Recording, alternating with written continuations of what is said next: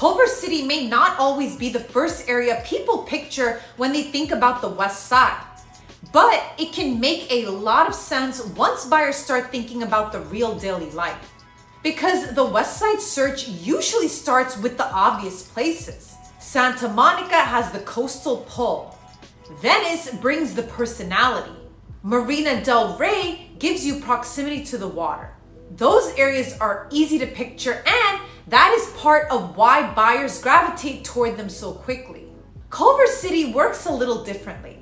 It may not be selling the beach fantasy as directly, and it may not have the same instant emotional reaction as some of the coastal areas. But once you start thinking about where you are going to eat, work, park, run errands, meet friends, move through the city, and live your normal weekly routine, Culver City starts to look very smart. That's really the point of this video. Culver City is not always the flashiest West Side choice. It's one of the most functional.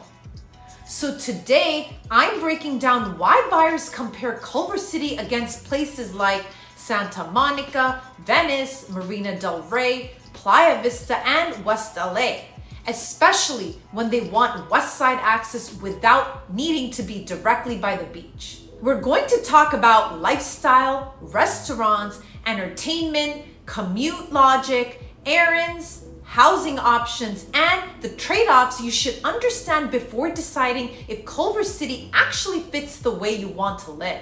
And if you're already comparing West Side areas, comment which one keeps pulling you in right now. I'm curious whether it's the beach, the restaurants, the commute, the home options, or just the overall feeling of the neighborhood. Let's start with the biggest reason Culver City keeps coming up: location. But not in the generic real estate way where everyone says location matters and then acts like they just unlocked a secret. Very helpful. Thank you. With Culver City, the location matters because it can make your week easier. That's different. You are not only choosing a neighborhood name, you are choosing how connected you feel to the rest of your life. Culver City sits in a part of Los Angeles that gives buyers access to a lot of different directions without making the coast the entire identity of the area. It can keep you connected to the West Side, restaurants, entertainment, work routes, errands, and other parts of LA in a way that feels practical during a normal week. That's where people start to understand the appeal. Because in Los Angeles, 5 miles can feel completely different depending on the time of day, the route, and how emotionally prepared you are to sit in traffic, questioning every decision that led you there. So when buyers ask about Culver City, the conversation often shifts. Instead of, is this the dreamiest place in LA? It becomes, would my life actually work better from here? That's a much better question. A neighborhood can look beautiful and still make your routine harder than it needs to be. Another area may not have been your first emotional choice, but after you map out your actual week, it suddenly makes a lot more sense. That's one reason Culver City has become such a practical West Side option. It gives buyers a way to stay connected without being fully tied to the pricing, parking, or property type limitations that can show up in more coastal neighborhoods. Now, let's talk about lifestyle, because Culver City has more going on than some buyers expect. From the outside, people sometimes think of it as practical first. That's fair, but it's not the whole picture. Downtown Culver City brings restaurants, coffee, shopping, hotels, bars, and an active local feel. The Arts District adds another layer with design, studios, galleries, food, and creative businesses. Then you have more residential pockets nearby, which helps the area feel balanced instead of one note. That variety matters. For some buyers, the best neighborhood is not the one with one huge defining feature. It's the one that gives you enough of what you actually use. Culver City can be strong in that way. Dinner plans do not always need to turn into a full production. Coffee, errands, movies, restaurants, walks, and casual meetups can fit into a regular week without feeling disconnected from the rest of the West Side. That may sound less dramatic than saying, I live right by the beach. But if your actual life is busy, convenience starts to feel very luxurious. This is where buyers need to be honest with themselves. Are you choosing a neighborhood for the weekend version of your life or the one you are going to live Monday through Friday? Those two answers are not always the same. Santa Monica can make complete sense if the coast is part of your real routine. Venice may be a stronger fit if personality, design, and a more eclectic neighborhood feel matter most. Marina del Rey can work well when water proximity and a condo or amenity-driven setup line up with your goals. Culver City becomes more interesting when restaurants, access, commute logic, and daily convenience carry more weight than being directly by the ocean. That's the lifestyle difference. The appeal is not that Culver City replaces the beach. It's that your normal week may function better there. Now let's compare it to the coastal areas a little more directly. When people first start looking on the West Side, Santa Monica, Venice, and Marina del Rey usually get attention early because they are easy to picture. The coastal setting is familiar. The restaurant scene feels exciting. And the weekend version of life there sells itself quickly. But once buyers move from, I like this area, into, what can I actually buy here, the trade-offs become much clearer. In Santa Monica, the budget may push you toward a condo, a smaller space, an older building, higher HOA dues, or a monthly payment that feels very different once all of the numbers are included. Venice can offer incredible character, but the exact pocket matters. Parking, noise, property condition, layout, and the feel of the street can change the day-to-day experience quickly. Marina del Rey may bring water proximity and more building-based options into the search, though the HOA, amenities, parking setup, and total monthly costs need a closer look. Culver City enters from another angle. Instead of asking you to pay mainly for coastal identity, it often gives buyers a practical version of Westside access. That doesn't mean it's cheap. This is still a desirable part of LA, so please do not walk in expecting some secret discount aisle situation. Adorable, but no. The difference is what you may be paying for. In Culver City, the value often comes from centrality, convenience, restaurants, daily function, and access to multiple parts of the city. That can be very compelling when you stop chasing the most iconic version of the West Side and start asking what would actually make your life easier. Now, let's talk about commuting and movement, because this is where Culver City can become a serious contender. LA is not just about how far something is on a map. The better question is how often that distance affects your life. A home can technically be close to everything and still feel inconvenient if the routes do not match your routine. Another location might look less exciting at first, then end up saving you time, stress, and unnecessary driving every week. For buyers who work on the West Side, go into different parts of LA, travel for meetings, or have a schedule that does not stay in one tiny pocket, Culver City can be a useful home base. You are not as far west as the coastal areas. You are not fully east. That middle position can make a big difference depending on where your life happens. This is why I always want buyers to think through a regular week before they choose a neighborhood. Where do you work? Where do you go after work? How often are you heading toward the beach? Which errands do you need nearby? Are your restaurants, friends, appointments, gym, or favorite places mostly in one area? Or are these spread out? These questions are not as fun as scrolling through beautiful listings, but they save buyers from picking a location that looks better online than it feels in real life. Culver City often performs well in that practical test. And in LA, practical is not boring. Practical can be the thing that keeps you from slowly losing your mind every time you need to leave the house. Now, let's talk about errands, because this is an underrated part of choosing a neighborhood. Everyone loves to talk about restaurants and nightlife.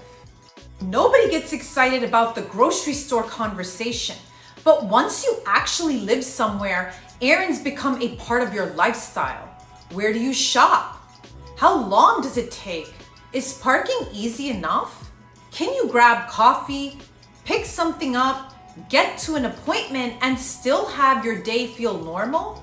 That daily rhythm matters. Culver City can be appealing because it has the kind of practical infrastructure that buyers often appreciate more after they live there. You have access to restaurants and entertainment, but you also have the boring, useful stuff that makes a neighborhood easier. And honestly, boring, useful stuff deserves more respect. The beautiful dinner spot is great.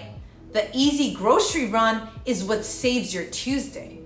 That's where Culver City can feel stronger than people expect. It's not just about having places to go. It's about having the right mix of places that support your normal life. Now let's talk about housing options.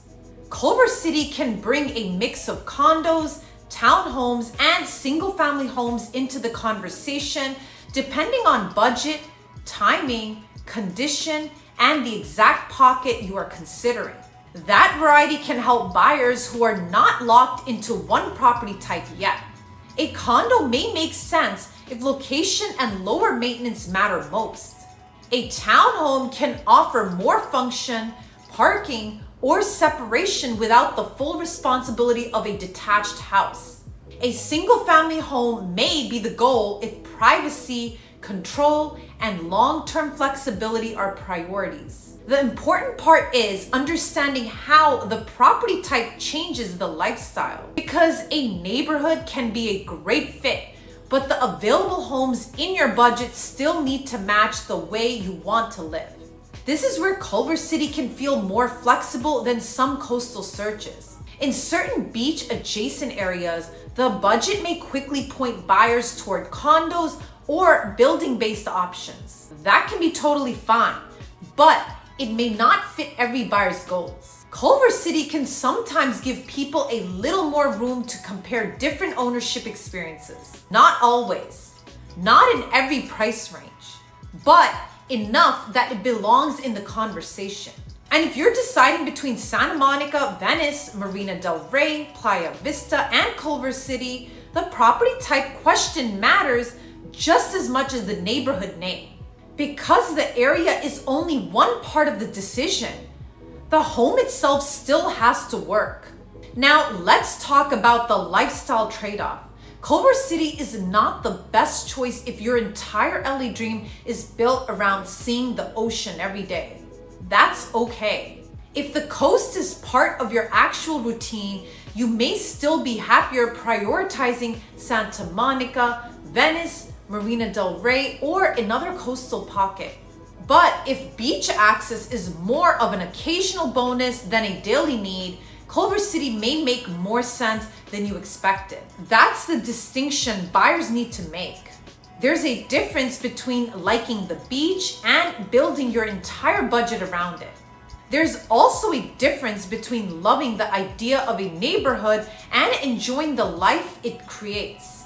Culver City tends to appeal to buyers who want Westside access, restaurants, convenience, and a central home base without making coastal identity the main reason they choose a place. For the right person, that's a very strong combination.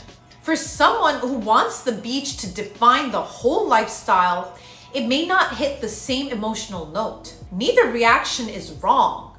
That's why fit matters. Now, let's get into who Culver City may work best for.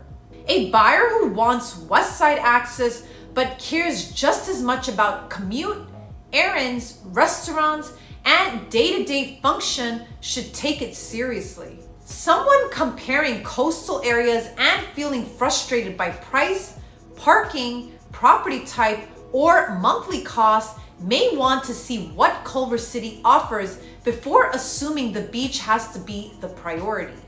A person relocating to Los Angeles may also appreciate how much easier the area can be to understand once they start building a routine. And if you're trying to avoid choosing a neighborhood only because it sounds impressive, Culver City gives you a more grounded way to think about the search. It asks a better question. What area actually supports your life?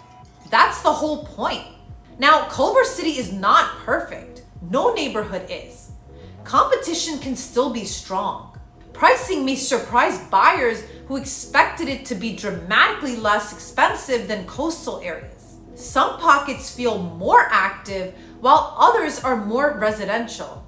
Property condition, parking, HOA dues, layout, and exact location still need to be evaluated carefully. You also need to know whether the area gives you enough of the lifestyle you want. If you want a quiet residential pocket, you may be looking at a different part of Culver City than someone who wants to be near restaurants and entertainment. If commute is the main driver, your exact route matters. A buyer focused on outdoor space may approach the search differently than someone who wants a low-maintenance condo near the action. That's why Culver City by itself is not specific enough. You still need to understand the pocket, the property type, and the lifestyle around the home. But that's true almost everywhere in Los Angeles. The name gets you started. The details decide whether it actually works. Now, let's talk about why this area has become more appealing to buyers who are thinking long-term. A practical location tends to age well. At first, buyers often chase the emotional pull. That's normal. A beautiful coastal area, a famous neighborhood, or a place with a strong identity can feel like the obvious choice. But after someone lives in Los Angeles for a while, the things they value can shift. Convenience starts to matter more. Parking becomes less negotiable. Commute logic gets louder. Restaurants and entertainment are still great, but the ability to move through your week without constant friction becomes a much bigger deal. Culver City benefits from that shift. It may not always win the first impression contest. It often wins when buyers get serious about how they want to live. That's why I think it's one of the most practical Westside choices. Not because it is perfect, because it solves problems buyers eventually realize they care about. Now, if you're comparing Culver City to Santa Monica, Venice, or Marina del Rey, here's how I would think about it. Start with your real routine. If you know you want coastal access to be part of your daily life, the beach areas may be worth the premium. If your week is built more around restaurants, work access, errands, and moving through different parts of LA, Culver City may deserve more attention. Then look at the homes themselves. The neighborhood can make sense, but the property type still has to fit your budget and lifestyle. After that, test the daily logistics. Parking, commute, groceries, noise, walkability, and the feel of the specific pocket will tell you more than the neighborhood name alone. That's how you make a smarter decision. Not by asking which area sounds the best, by asking which one still works once real life starts. So here's the honest summary. Culver City has become one of the most practical Westside choices because it gives buyers access, restaurants, entertainment, commute flexibility, housing variety, and a lifestyle that can feel easier to manage. It may not be the first area people picture when they imagine the West Side. That might actually be part of the opportunity. because the most obvious choice is not always the best fit. Sometimes the better choice is the area that supports your week, gives you the right home options, and makes life feel a little less complicated. And in Los Angeles, that is not a small thing. So if you are comparing Culver City with Santa Monica, Venice, Marina del Rey, Playa Vista, West LA, or any other Westside area, reach out and we can talk through which neighborhood and property type actually fits your lifestyle, budget, and goals. If you want more honest Los Angeles real estate and neighborhood guidance, subscribe to the channel. I'll keep breaking down what buyers need to understand before making a move here.